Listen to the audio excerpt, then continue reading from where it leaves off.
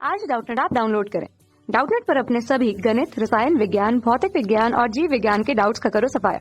बस प्रश्न की फोटो खींचो, एक ही प्रश्न को क्रॉप करो और तुरंत वीडियो सोल्यूशन पाओ। अभी डाउनलोड करें। हेलो फ्रेंड्स, हमारा क्वेश्चन है बिंदु R पर पड़ा एक आवेश Q तीन आवेशों Q1, Q2 और Q3 के मिले जुले क्षेत्र में साम्यावस्था में है। यदि आवेश Q1 और Q2 क्रमशः बिंदुओं R1 और R2 पर स्थित हो तो Q3 के कारण कैपिटल Q पर लगने वाले बल की दिशा Q1, Q2, R1 और R के पदों में ज्ञात कीजिए। ओके, तो क्वेश्चन को जो हम फिगर के थ्रू समझते हैं, ये फिगर हमारा क्वेश्चन में गिवन नहीं है। ये हम मान लेते हैं हमारे क्या है, ये हमारा जो है मूल बिंदु है। ये हमारा कौन सा अक्ष है, ये हमारा x अक्ष है, और ये हमारा कौन सा अक्ष है, ये y अक्ष है। तो यहाँ पे हमारा जो है, मान लेते हैं इस बिंदु पे हमारा जो है कोई कैपिटल Q आवेश रखा है। यहाँ पे हमारा क्या है, यहाँ पे Q1 है और यहाँ पे हमारा जो है Q2 आवेश है। ओके, अब इसके बाद हमारा क्या है कि यहाँ से ये मूल बिंदु से ये जो कैपिटल Q आवेश रखा गया है, ये हमारी जो है R दूरी पर है। ओके, और ये Q1 की कौन सी दूरी पर है, ये हमारा जो है R1 पे है और Q2 हमारा जो है R2 पे है। तो हमारा यहीं पे जो है, यहीं कहीं हमारा जो है Q3 आवेश भी कहीं पे होगा। ओके, तो क्वेश्चन में क्या बोला जा रहा है कि इस Q3 आवेश के कारण जो है Q पे लगने वाले जो है बल का जो है हमें परिमाण और दिशा कैलकुलेट करनी है।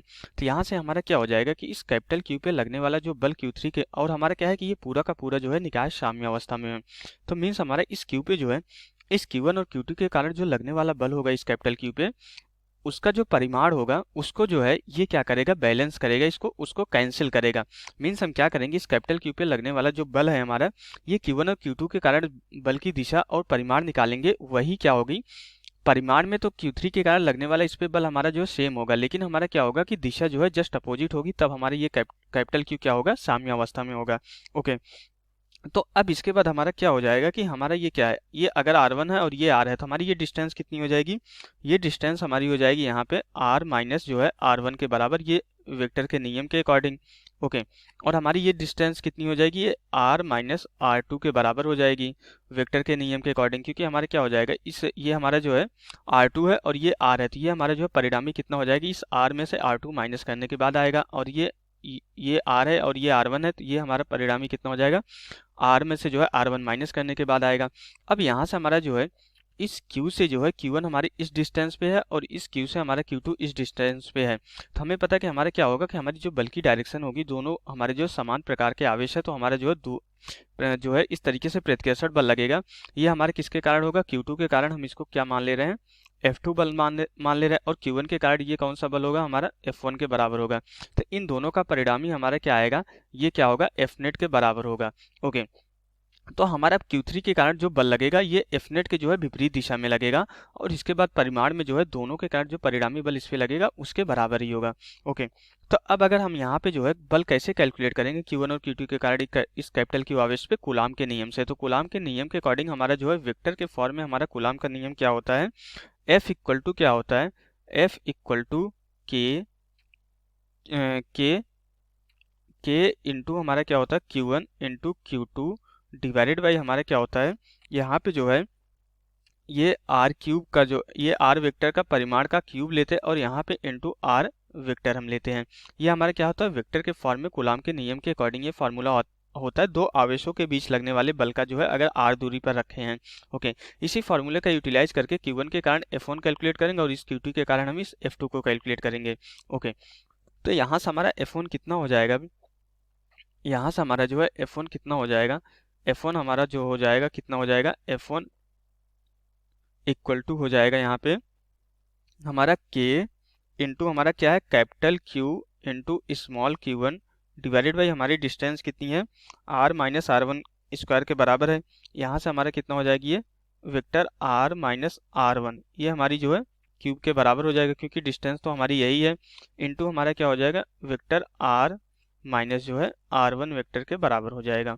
ओके, हम यहाँ पे F2 की वैल्यू कैलकुलेट करेंगे। F2 हमारा कितना हो जाएगा, F2 इक्वल टू हो जाएगा हमारा K into capital Q into small Q2 divided by यहाँ पे ये कितना हो जाएगा, R माइनस ये vector R minus vector R2 के बराबर हो जाएगा। ये हमारा परिमाण का क्या होगा, इसका होल क्यूब होगा, इंटू हमारा जो है R माइनस R2 के बराबर हो जाएगा। ओके, ये हमारा F1 और F2 कैलकुलेट कर लिए। अब हम क्या करेंगे, अध्यारोपण सिद्धांत से जो है इस Fnet को कैलकुलेट करेंगे। तो अध्यारोपण के सिद्धांत के अकॉर्डिंग हमारा क्या होता है, सिंपली ऐड कर देते हैं हम वेक्टर फॉर्म में। तो यहाँ से Fnet हमारा कितना हो जाएगा, Fnet इक्वल टू क्या आ जाएगा हमारा, F1 जो है F1 प्लस जो है F2 के बराबर हो जाएगा। ओके, तो यहाँ पे हम सिंपली ऐड कर देंगे। तो हमारा यहाँ पे क्या क्या राशियाँ कॉमन हो जाएगी, K Q जो है हमारा कॉमन हो जाएगा। ओके, तो यहाँ से हमारा F की वैल्यू कितनी हो जाएगी, ये Fnet हमारा जो कैलकुलेट हो जाएगा, Fnet इक्वल टू हमारा आ जाएगा K और कैपिटल Q कॉमन लेने के बाद हमारे यहाँ पे ब्रैकेट में क्या बच जाएगा, Q1 बचेगा, Q1 R माइनस R1 बचेगा यहाँ पे ये वेक्टर, डिवाइडेड बाई हमारा यहाँ पे नीचे क्या बचेगा, ये R, ये मॉड में होगा हमारा मॉड R माइनस R1 का होल क्यूब बचेगा यहाँ पे। ओके, ये इसका भी वेक्टर रहेगा R माइनस R1। फिर उसके बाद प्लस हमारा यहाँ पे क्या बचेगा, प्लस हमारा यहाँ पे बचेगा Q2 R minus R2 divided by हमारा क्या होगा यहाँ पे mod R minus R2 vector होगा। ओके, और इसका क्या होगा हमारा होल क्यूब के बराबर होगा। ओके, तो अब इसके बाद हमारे यहाँ पे कितना हो जाएगा, अब जब इसको ये हमारा क्या हो गया, परिणामी बल आ गया। ओके, हमारा Q1 और Q2 के कारण ये हमारा Fnet कैलकुलेट कर लिए। अब हमारा जो है इस Q3 के कारण जो हमारा बल लगेगा, इस Q3 के कारण बल कितना लगेगा हमारा जो है इसी के जस्ट विपरीत दिशा में लगेगा। ओके, इस Q3 के कारण हमारा जो बल लगेगा इसके जस्ट इस तरीके से जो है विपरीत दिशा में लगेगा। और ये कौन सा बल होगा हमारा, जो है Q3 के कारण जो है लगने वाला बल होगा, इसको F3 से डिनोट कर दे रहे हैं। तो हमारा जो है परिमाण में तो Fnet के बराबर होगा, लेकिन दिशा में हमारा जो है इस मूल बिंदु की तरफ आएगा। ओके, इसके जस्ट अपोजिट होगा। तो यहाँ से हमारा जो है जो F3 हो जाएगा, अब हमारा जो है F3 कितना हो जाएगा, यहाँ पे F3 हमारा कितना हो जाएगा, यही हमारा क्या हो जाएगा, आंसर हो जाएगा, जो कि हमारा माइनस Fnet के बराबर होगा। ये हमारा जो है माइनस Fnet के बराबर। ऐसा क्यों हो रहा है, क्योंकि हमारा जो है जो कैपिटल Q आवेश है वो क्या है, हमारा साम्य अवस्था में है।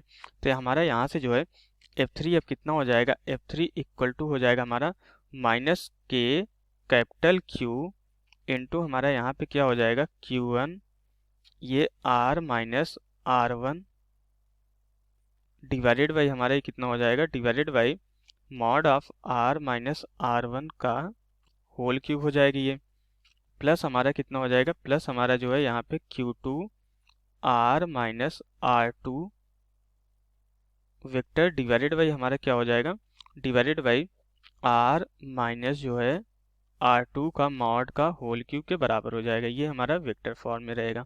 ओके, तो ये हमारा क्या हो जाएगा, यही हमारा जो है आंसर हो जाएगा। तो हमारा जो है तो हमारा क्या हो जाएगा कि हमारा F3 जो है minus Q R minus R1 divided by R minus R1 का whole cube plus Q2 R minus R2 divided by R minus R2 का होल क्यूब हो जाएगा, और जो कि हमारे जो है इस Fnet को इन दोनों के परिणामी बल के जो है विपरीत दिशा में लगेगा।